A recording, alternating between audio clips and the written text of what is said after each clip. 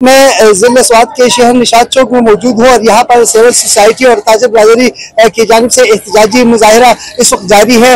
مظاہرین باقاعدہ یہاں پر موجود ہیں، انہوں نے پلے کارڈ اٹھائے ہوئے ہیں اور وہ صوبائی اور ضلعی انتظامیہ کے خلاف نعرہ بازی بھی کر رہے ہیں۔ اس وقت ہمارے ساتھ تاجر برادری کے ترجمان خالد محمود گجر صاحب سے موجود ہیں، ان سے مزید جانتے ہیں کہ ان کے مطالبات کیا ہیں اور وہ کیوں یہ احتجاجی مظاہرے میں موجود ہے اور مطالبات کیا ہیں۔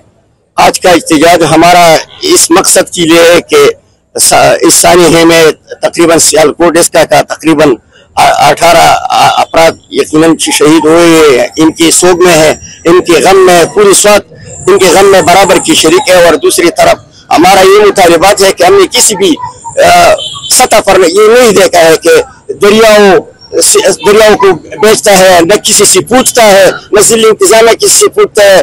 اس دریاؤں میں کرش مافیا بھی برابر کے شریک ہے۔ ان لوگوں نے ہمارے دریاؤں سے کنڈرات بنایا گیا ہے۔ اس سلسلے میں ہم نے پہلے بھی انتظامیہ کو آگاہ کیا گیا ہے کہ جتنے لوگوں نے دریاؤں کے کناروں پر جتنے بھی ریسٹورینٹس بنائے گئے ہیں، ان کے خلاف پوری طور پر ایکشن لیا جائے۔ جن افسران نے ان لوگوں کو NOC دیے گئے ان کے خلاف کارروائی کیا جائے۔ لیکن ہمارے انتظامیہ نے غفلت کے خوب پر خوابی کا خرگوش سوئے ہوئے تھے اور ہمارے علاقے کے اور باہر علاقے کے لوگ سیر و تفریح کے لیے سوات آئے تھے۔ ایسے مناظر ہم نے کسی بھی صورت نہیں دیکھا ہے۔ اس سے پہلے ایک واقعہ آیا تھا کہ کوستان میں تقریباً 10-12 بندے دریا کے میدان میں کھڑے ہوئے تھے اور ہیلی کاپٹر کے انتظار میں تھے۔ ہمارے انتظامیہ نے بالکل غفلت کا مظاہرہ کیا تھا۔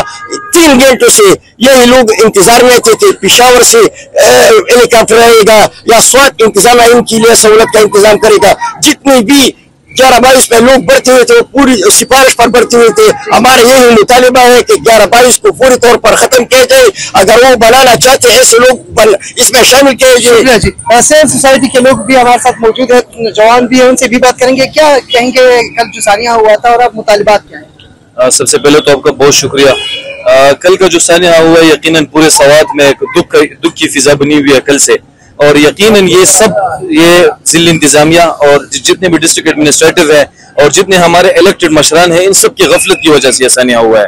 کیونکہ اگر یہ لوگ خواب خرگوش نہ سوئے ہوئے ہوتے تو ان لوگوں کو بچایا جا سکتا تھا۔ 1 گھنٹے تک وہ پانی میں کھڑے ہوئے کسی انسان کے بچے کو دیکھ رہے تھے کہ کوئی آ جائے گا اور ہم کو ریسکیو کر لے گا، لیکن بدقسمتی سے یہ لوگ ادھر جو ہمارا ریسکیو کا ادارہ ہے وہ رسیاں پھینک رہے تھے جیسے کوئی بچوں کا گیم کھیل رہے۔ یہ گیم تو نہیں تھا، یہ تو ادھر انسان کھڑے تھے، گدھے تو نہیں تھی، نہ کوئی کچھ اور چیزیں تھی، انسان تھے، ان کی اپنی فیملیز تھی، پورے فیملی کو انہوں نے تباہ کر دیا ہے۔ 17-18 لوگ بہ رہے تھے کہ اپنے ماں کے سامنے اس کے بچے بہ رہے تھے، باپ کے سامنے اس کے بچے بہ رہے تھے دریا میں۔ یہ ذمہ دار کون ہے؟ حضرت عمر رضی اللہ عنہ کا قول ہے جب کسی مقتول کا قاتل معلوم نہ ہو تو اس کی ذمہ دار ریاست ہوتی ہے۔